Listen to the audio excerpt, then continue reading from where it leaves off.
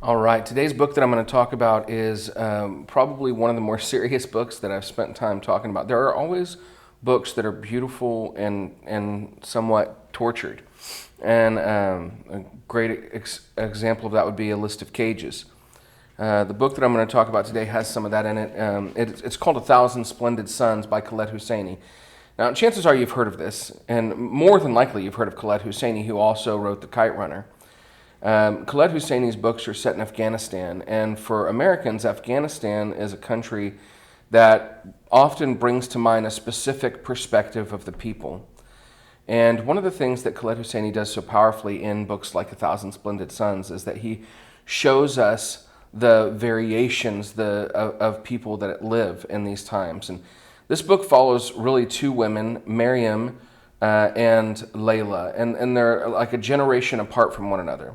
And it follows Afghanistan from the time of like the Soviet occupation and through the Taliban and into the rebuilding after the Taliban.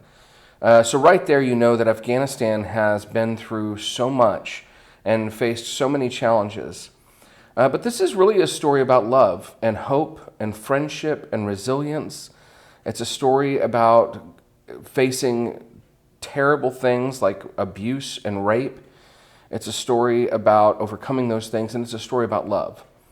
Maryam is married to a man who, a generation later, who ends up basically through an arranged marriage also marrying Layla. So there's this polygamy going on.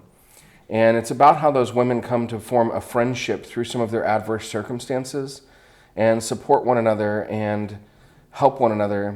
It's about how, in many ways, even though they were born in very different circumstances, different times, different economic circumstances, they still end up facing kind of the same plight, primarily because of the view of women and the culture. It's a story of overcoming. It's a story of the resilience of women, the resilience of Afghani people, the progress. And at times seeming lack of progress that may be taking place there. And it's a story, at least to some degree, of hope. And so I really hope that you get a chance to pick it up.